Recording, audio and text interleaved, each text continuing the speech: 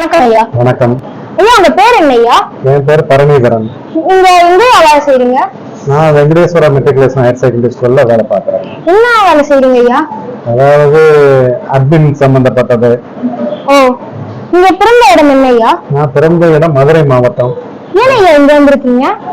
அதாவது மதுரை என்றது ஒரு குறிப்பிட்ட தொழிலாளர் வர்க்கங்களுக்கு மட்டும்தான் வேலை வாய்ப்புகள் திட்டம். ஓ, இங்க சென்னை திருமணம் சென்னையில பண்ணுனேன்.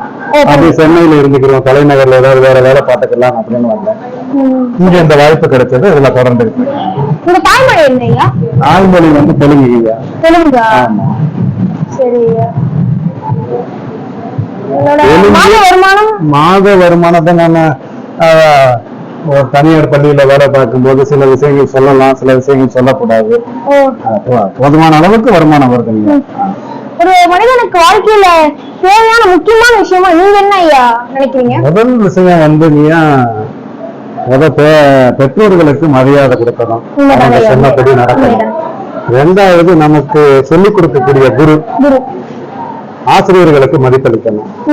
அதே நேரத்துல நமக்கு கற்பிக்கக்கூடிய ஆசிரியர் மட்டும் கிடையாது, சக ஆசிரியர் பள்ளி வளாகத்துக்குள் சென்று விட்டாலும் எல்லா ஆசிரியரும் அங்க வேலை பார்க்கிற அனைத்து பணியாளர்களுக்கும் நம்ம மரியாதை கொடுக்கணும்.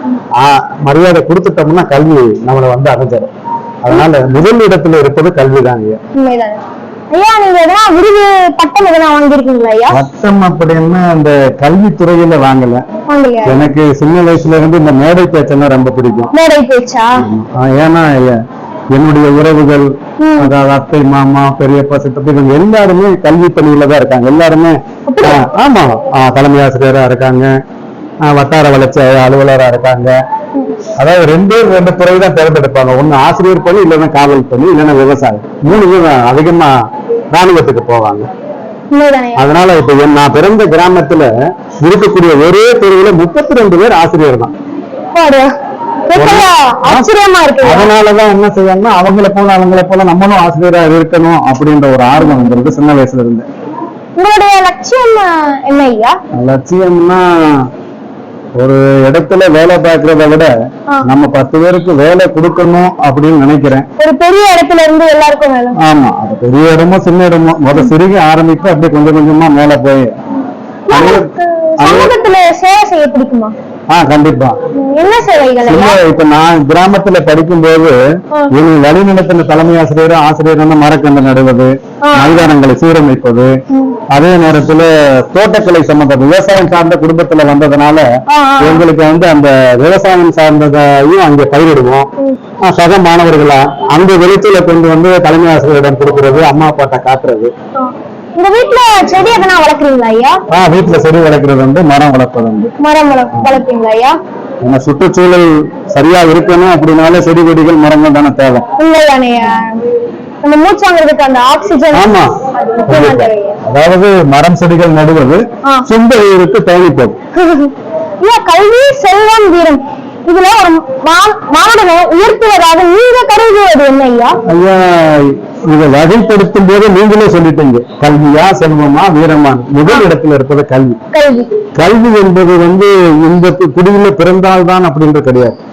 ஆர்வம் இருந்தால், நினைத்தால தெரிந்து கொள்ளலாம். இன்னொன்னு, வீரம் வந்து தப்பான வழிகளுக்கு கூட பயன்படுத்திடலாம். செல்வத்தையும் தப்பான வழிகளையும் பயன்படுத்தலாம், அடுத்தவங்களுக்கு கொடுத்து உதவாமலும் போகலாம். ஆனா அந்த கல்வி ஒன்றுதான் கொடுக்க வளர்ந்து கொண்டே இருக்கு. நம்மிடம் பெறுவோரும் சரி, கொடுப்பவரும் சரி, உயர்ந்த நிலைக்கு செல்லலாம். நம்ம கிட்ட யாரும் அந்த கல்வியை படிக்க முடியாது. நீங்க தூங்கிக்கிட்டு இருக்கும் போது நீங்க படித்ததை ஏதாவது நான் திருட முடியுமா? இல்லையா? அதே ஒரு ஆபரணம் அணிந்து கொண்டு நீங்கள் தூங்கி கொண்டு இருக்கும் போது உங்களை அறியாமல நான் அபகரிக்கலாம். வீரம் என்பவன் வந்து விழித்து கொண்டிருக்கும் போதுதான் வீரத்தை பறைசாட்ட முடியும். அந்த வீரன் தூங்கும் போது அவன் அங்கங்களை துண்டித்து விட்டான், அவன் வீரன் செயலிழந்து போகிறான். ஒரு வீரன் அடுத்த இடத்தில் தவறான அந்த தன்னுடைய வீரத்தை வெளிப்படுத்தினால் சமூகத்திலிருந்து நாம் பயந்து வாழ வேண்டும். ஆனா கற்ற கல்வியை அடுத்தவர்களுக்கு நல்ல முறையில் போதித்தால் அவர்கள் தூங்கிக் கொண்டிருந்தாலும் கூட கல்வி கற்றவர்கள் நம்மை பாதுகாப்பார். கண்டிப்பா. இந்த இரவு நேரத்திலேயே நீங்க மாணவர்களை உயர்த்தணும்னு நினைக்கிறீங்களா ஐயா? மாணவர்கள் வந்து நம்ம இந்தியாவில் மட்டும்தான் அந்த நடைமுறைப்படுத்தப்பட்ட அந்த கல்வியை கற்கிறோம். அப்படியா? இல்ல மேற்கத்திய நாடுகள்ல நீங்க 5வது படித்து முடித்த உடனே பெற்றோர்களுக்கு அறியாத கூட போயிருக்காங்க. பெரிய பெரிய இடத்துல ஆனால் நம்ம இந்தியாவில் தான் சாதிக்காததை தன் மகன் சாதிக்கணும், தான் படிக்காததை தான் மகன் படிக்கணும் என்று வற்புறுத்தி மாணவர்களை அந்த கல்வி. இந்த இரவு நேரத்துல கூட மாணவர்களை நீங்க உயர்த்தணும்னு நினைக்கிறவங்களோட என்ன எனக்கு ரொம்ப பிடிச்சிருக்கு. ரொம்ப நன்றி. ரொம்ப நன்றி.